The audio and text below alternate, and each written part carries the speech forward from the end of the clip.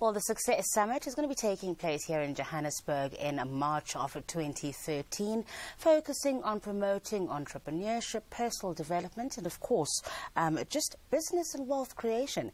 Greg Secker is the founder of the Success Summit, and he joins us today. Greg, thank you so much for your time today. That's my pleasure.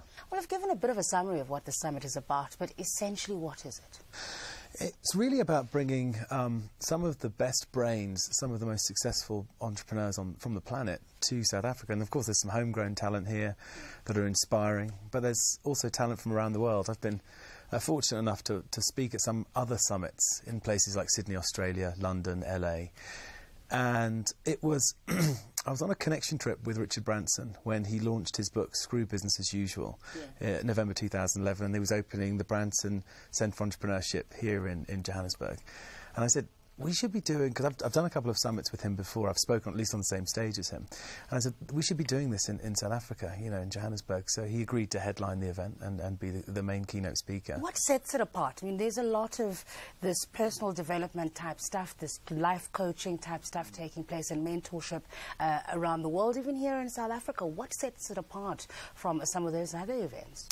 The real key differentiator is two things. One is business around the world now is focusing on centering philanthropy at the core of their businesses. So Richard's book, which I think is probably one of his best books, is all about how do you align your enterprise with your charity of choice. A classic example is in the old days, you know, businesses would cut off a piece of the profit, throw it at their executive management team, throw a couple of % of their profit at their favourite charity. Well, that's all well and good in a rising market when you know, the economy is expanding, but what happens in a recession? Well, of course, all major donors then shut down their contributions to those charities. The charity implodes. You speak to the charity commission, and the first thing they say is, of course, well, it's worse the charity was set up and implode than never start at all in most cases. So he talks quite passionately about that, and I think that's quite an important message. But really, when you get down to the nuts and bolts of why is this event different to other success summits, the kind of speakers that are coming there are presenting ways where you can be a global entrepreneur, not just predicated on a local entrepreneur. And so what I've discovered in South Africa, we set a business up here. We set up a trading and a training school here 2 years ago, which really focused on teaching people how to monetize the currency market. So training centers with traders in them, and then trading floors where people could come along and learn how to trade. And what we discovered when we were building that business here in South Africa, that the people we were employing to help run our business, there was this huge skills gap. From some people who really got it and had exposure to some of the, you know, some of the major first world economies and had those skills and those tools, and then other people here who are highly educated but just never really had the practical application.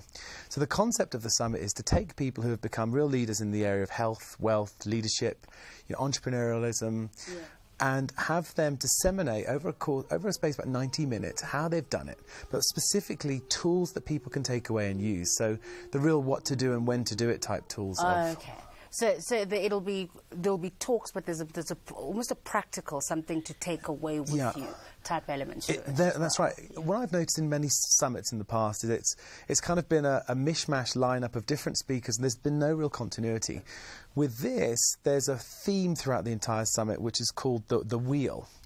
And you'll see that on the books, the notebooks that the delegates will receive, there's a wheel which shows each area of your business life, your entrepreneurial life, your leadership, your wealth building, how to attract customers, how to build wealth, how to make money, make more money. And so it's more of an integrated event with each contributing speaker kind of filling out one of the segments, if that makes sense. So tell us about your wheel. I mean, you started out, in fact, you were at a very senior position in the corporate finance world, and you walked away from it. Yeah, I did, To start off on your own. What on earth possessed you? Do you know what? I'm a believer in, you know, I think we go through cycles in life, and I think you've got to focus your energy on where your passion is.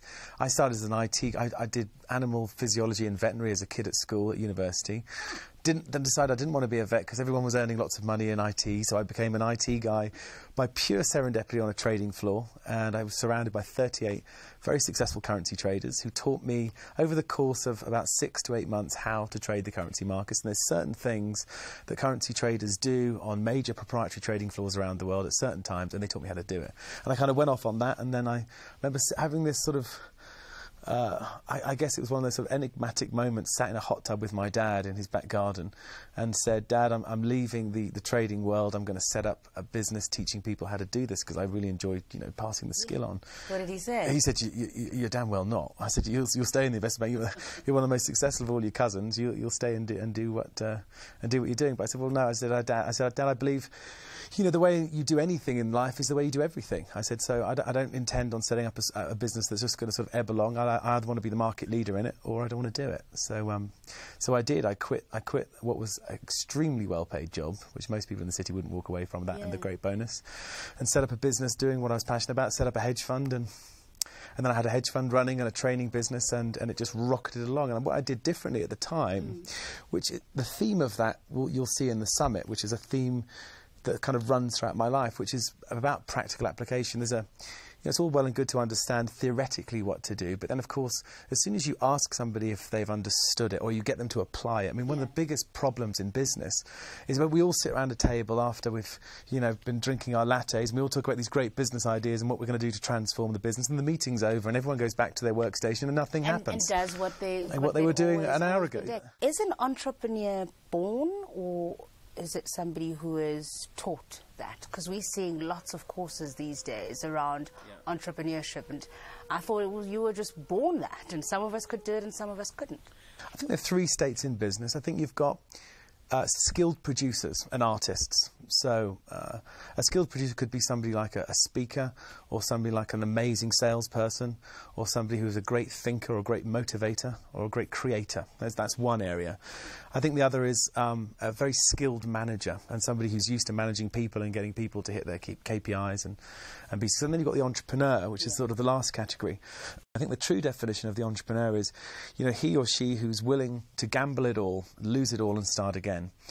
And most people, if you think of the top three human needs, it's certainty, variety and significance. Most people have a high need for certainty and aren't willing to gamble it all. Whereas the true entrepreneur will throw all the cards in and will lose 2 or 3 times in their business lifetime and bounce straight back. That's the true definition, I believe. Whereas most of us kind of like to, as we build more wealth and we become more successful, so our ability to take more risk diminishes, and probably should do if we have dependents and so on. But the true entrepreneur, I think, is he who will get in there and throw the dice many times. We'll leave it there. Thanks for your time today. You're very welcome. Greg Secker is a founder of the Success Summit. So does that sound like you? Would you be willing to throw the dice? And even if you're not willing to, I think at the Success Summit you might get the courage. That's taking place in Johannesburg on the 2nd and 3rd of March 2013.